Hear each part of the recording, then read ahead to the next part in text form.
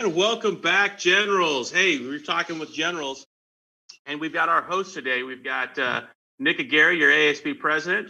We've also got Tyson Dozier, your commissioner of rallies, and Alicia Pompa took the day off. Apparently, she needed a little break from too many episodes. First topic we want to discuss, gentlemen. This is an all-guy panel today. Baseball. Obviously, Dodger baseball in particular.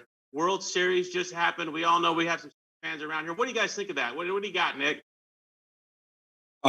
Just finally 2 wins for LA. I think it was well earned, 32 years, and yeah, I think it was good. Tyson, you got anything? What do you think of baseball? I know you're a football player. I don't know if you're a big baseball guy or not, but what do you got on that? I'm just gonna say congrats Dodgers, but in honor of Jacob Bill. Yeah, that's right. For Jacob Bill. Jacob Bill, as we all know, if you guys know him at Chapter, he's probably the baseball's biggest fan and seems to know everything about baseball. When we're on campus, he's always wearing a baseball shirt. I know he's on ASB, and he was ecstatic and sending messages last night after they won. So congratulations, Jacob. That's really cool for all those Dodger fans that have suffered for 30-something years of losing. It's pretty rough, but hey, they finally pulled it off. So that's going to bring us up to sports. We started off with that, but we have fall sports starting here, and we have conditioning that starts up next Monday. And we talked last week how we've got to get our physicals in and all your packet in. What is one thing you're looking forward to, Tyson, with conditioning starting on Monday with football? I know you're going out for football. I've seen your packet. What are you looking for? What's your hope? Well, the one thing I'm looking forward to is finally being able to get back onto the campus. My hope is that we can hopefully get into to pads real soon, so we can start a season and get that Valley Championship. There you go, Nick. What do you got? What's your hope with conditioning here? I'm just excited. I'm excited to see the coaches. I'm excited to see some of my teammates finally get working and just have a run at the Valley Championship. So neither one of you are excited to run like 10 100s or anything crazy. You're looking forward to that. I'm just happy we're getting close to a season. I'm just happy I have the opportunity to get back on campus. Very cool. Very cool. So students out there, if you haven't already done it, you need to get your physicals. You need to go to the Chapter High webpage. You need to click athletic, click the athletic management, and that's going to take you to our packet. Fill that out, upload your physical, and get cleared so we can get you out there. So we have volleyball, we've got football, and we got cross country that's starting on Monday. So you got to get all that paperwork in, get it going, so we can get you out there and hopefully get you in shape for the season. And hopefully that season starts as I believe Tyson's the one who said he wants to get some pads on, and hopefully we'll get that going soon. Next thing we have is, we've talked about this before, is Clash of the Pumpkins. As you guys all know, we're all excited about this. Halloween's coming up. We have that competition on Twitter that we need you guys to go ahead and tag at Chapter High. Show us your pumpkin carving skills or your school spirit, however you want. I actually just saw one that was painted. They weren't even carved, but it was really cool looking. If you go ahead and do that, you tag at Chapter High and you use the hashtag KHSD Clash of the Pumpkins. That is KHSD Clash of the Pumpkins, clearly designed by somebody who wants to make it really hard for people. If you do that, then we're going to go ahead and you have a chance to win a $20 gift card at General. So we're going to vote on that. You have till November 2nd. So we come back November 2nd. So that Monday, the cutoff date, and we're going to go ahead and have it. We'll choose that. So before we go to the next topic, we have some announcements. We got to pay our bills. So let's start off with our announcements. Biff, what do you got for us? What's up, Generals? My name is Malik Diaz. I'm your ASB secretary and this year's yearbook editor-in-chief. I'm here to remind you that yearbooks are on sale for $80, and seniors, don't forget, senior ads are still on sale until November 13th. Don't forget to buy one. You can order them online at jostens.com. And if you have any Halloween pumpkin carving photos, or you in your Halloween costume, or any pink out photos, and if you're in band, ASB, or color guard, we need your photos too. And lastly, if there's anything you cannot live without, we would like you to share that with Yearbook. You can check that out on your Google Classroom, check your emails, follow our Instagram page right here, and don't forget to submit your photos. We really need them. It'd be really helpful. Thank you, Generals, and have a Hey Generals, G.S.A. and LGBTQ meet every Tuesday on Zoom from 1:30 to 2. Email Ms. Durant at shareadurant@kernhigh.org, should be on the screen, for more info. Students, if you're interested in conditioning for volleyball, you can receive the latest updates by texting @ShafterVB to the number 810-810. You can also sign up by emailing Miss Macias at Sabrina_Macias@kernhigh.org. Conditioning will start November 2nd at 3:30 p.m. at Shafter High. Packets of physicals must be completed and you must have at least a 2.0 GPA to start. There will also be a mandatory Zoom meeting next Tuesday, October 27th for both parents and athletes at 6 p.m. Link will be sent via Remind app. Do you like telling stories? Do you like being imaginative? Do you enjoy writing? Well, I'll tell you what, Mr. Morrison has a new creative writing club that is starting soon.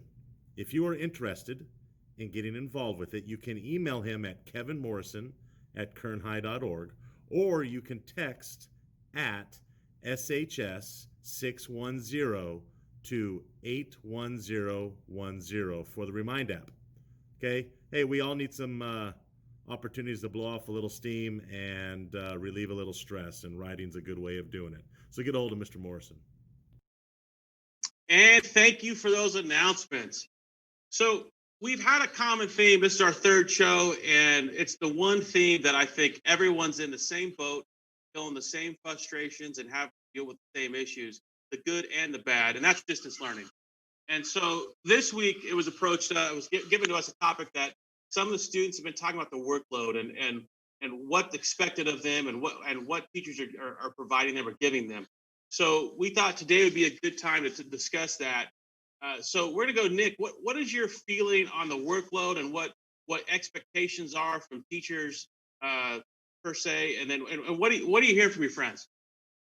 Well, I think the workload, like some teachers, I feel like are doing really well, and I feel they're really understanding and like they want to see you succeed. And then other teachers, I feel like they've overcompensated, and so they're stacking on a lot of work. And I know a lot of my friends feel the same way.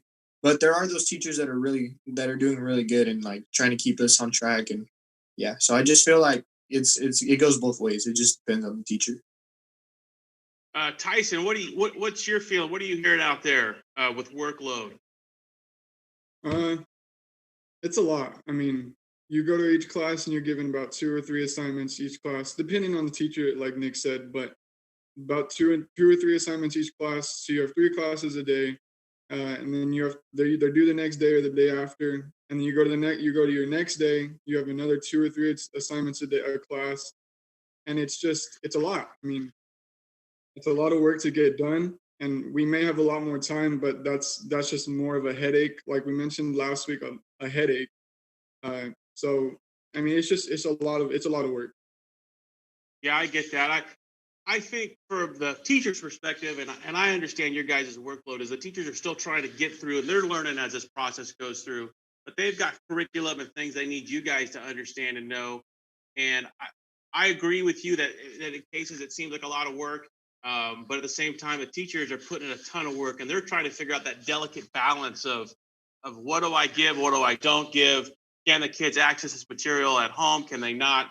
Because as you guys know, I mean, it's not the same when you're not seeing your math teacher every day. You're only seeing them maybe 2 times a week or 3 times a week, depending on whether it's a blue or a gold week. I mean, that's really hard for them to figure out what you guys can do.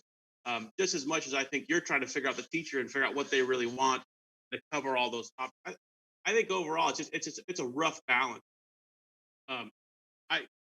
It's interesting though. Do you guys think that you're getting on the grand scale of things? Is there more work, do you think, you've done on distance learning versus what you've done in the classroom at this point last year? What do you guys think? Tyson, we're going to start with you. In the bigger view, I feel like we've done less work just because the teacher isn't there to assign more and more work as you continue to understand, because the teacher doesn't know your standpoint if your mic is muted, camera's off all the time. So they don't know your type of standpoint. So overall, I feel like there's less work, just more work, as in more assignments. There's not less extra little assignments. There's more bigger assignments. So Okay. altogether, I'd say that there's been a lot less work. Okay, I understand that. Nick, what do you got on that? I have the opposite view. I feel like it's been more work. I feel like teachers, because of the schedule change where the class is only like 50 something minutes, now it's an hour and a half. So they have to give more work to compensate for that extra time. I also feel like they're giving more, it's more turning in assignments rather than learning. So they give you the assignment and they don't really lecture as much. Whereas in school, they would lecture and they would only give you like one assignment. So I just feel like they've like some teachers have overcompensated a little bit. Does it feel like more work though, because you're having to be more of a self starter, more independent work? Because, like you said, teachers aren't sitting there lecturing you as much. They're not spoon feeding you per se. So you're having to kind of go out and independently work on things. Do you think that could be why it feels like it's more work? Because you're having to do it more on your own, or do you just still think it's just no? They're just more work. There's just more assignment. I think you make a good point. I think because there's less lecturing, it feels a little bit tougher. So it takes a little bit longer to get through the assignment because we have to find the information ourselves rather than them lecturing and then us retaining the information. Which, let's be honest, that's a life skill. If I'm sitting here spoon feeding you and giving you lecturing and giving you all the answers per se, and now in this format, you've got to go actually out and dig a little deeper and do a little more research on your own. That's probably in the long run going to help you out. I would argue. Um, it's I think that's maybe a hidden bonus for distance learning. Tyson, do you think that it is more because it's more independent, or do you still believe no, it's just more assignment? Um, I feel like it is. It feels like it's more due to you're given a couple of assignments and you're expected to understand it, and it's more independent. I was talking to a teacher today, and they said that this distance learning is more like it's like a college feel. It gives you a hint of what college would feel like, so you're more independent. So I feel like it feels like more work just because you're by yourself doing it and it's independent. But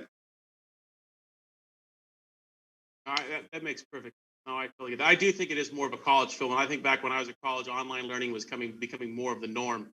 I think you guys will notice this, especially Nick, when you go on to college next year, that a lot of classes are offered online. A lot of times you don't really have that face to face time, and you're kind of stuck having to be in the weeds trying to figure out what do I need to do for this essay and where do I find this research or where I find the answer. So I think that's going to probably be another hidden benefit I think that you and others will hopefully blossom. Shifting gears, of course, right now we know the country, our own town, everything here at Chapter. Less than a week from now, we have elections. Do high school kids really think about elections? Do they have thoughts on that? Is it a discussed topic? What are you guys hearing out there? What are you guys thinking? What is the vibe out there? What do you got, Nick? I just feel like right now there's a lot of tension, just overall. I feel like just on social media, you can get it from your parents. Just everywhere, there's a lot of tension. Each side has their own ideas, and I feel like right now more than ever, they don't want to listen to each other. And I feel like it's very polarized and very divided. And I think they're just anxious. They're just anxious to find out who's gonna win. Like the tensions are rising. Okay. Tyson, what's your feeling out there? What are you hearing? to add on to Nick, I do feel that there's a lot of tensions out there.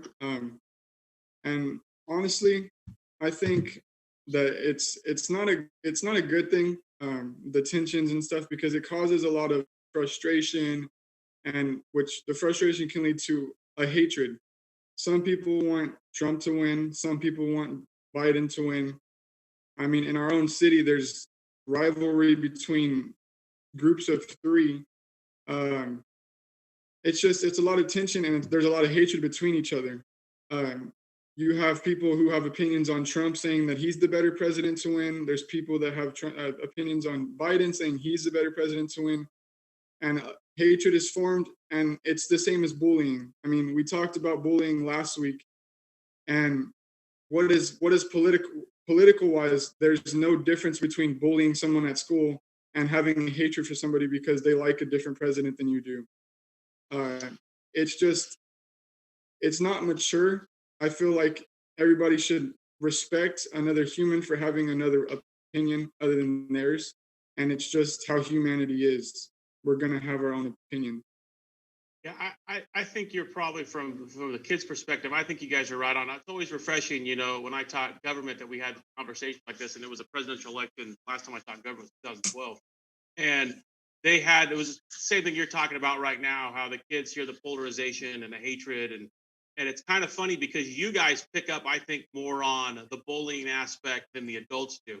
I think the adults just hear the argument and only want to hear maybe their own side. Don't even want to listen to the other side, but you guys are pretty smart and savvy. You guys know what's going on. You guys have seen the lessons and stuff we've discussed here this last month on anti-bullying and stuff. So I think you guys are pretty spot on when it comes to that kind of things. Transition to our last topic, and we know we've got Halloween coming up. Is that so? You guys are in high school, so are you guys excited? We're in a pandemic, so it's a little different. So I don't know what everyone's going to be doing or what everyone wants to be doing, but what do you guys think of Halloween as a high school student? What are you hoping to do? Do you dress up? What do you do? We obviously know Tyson would be the Red Rifle if he's going to dress up, but what do you guys do here? What's going on, Nick? What are you gonna? Are you gonna dress up? What's your plan? I think yeah, maybe dress up. Not full out like a full out Halloween celebration because of the pandemic, but maybe hang out with 2-3 friends. Just hang out, just have fun. Make sure nothing too wild because football season's coming up and we don't want those numbers to go up. There you go. Hey, now you're thinking. Tyson, what's your plan there? What is your other than putting on the Andy Dalton suit? What is your plan for Halloween? My plan is to take advantage of the chance to get all the candy I can, and then on Monday run it all off in conditioning. Like you said, probably hang out with a couple friends, maybe hang out with some family. Okay. And just go around, have a good time with my little brothers and my family. That's awesome. That's really awesome. That sounds like it's going to be somewhat, hopefully, of a normal Halloween for you guys. I know that's what we're planning on doing. I know with our son, we're going to take him around a little bit in our neighborhood and let him kind of do that. And he's dressing up as a SWAT officer this year. So it's a good time. I want to end out the show by thanking you guys yet again. We missed Alicia. Tyson, you really stepped it up. Nick, you did a good job as usual. Biff, of course, is outstanding.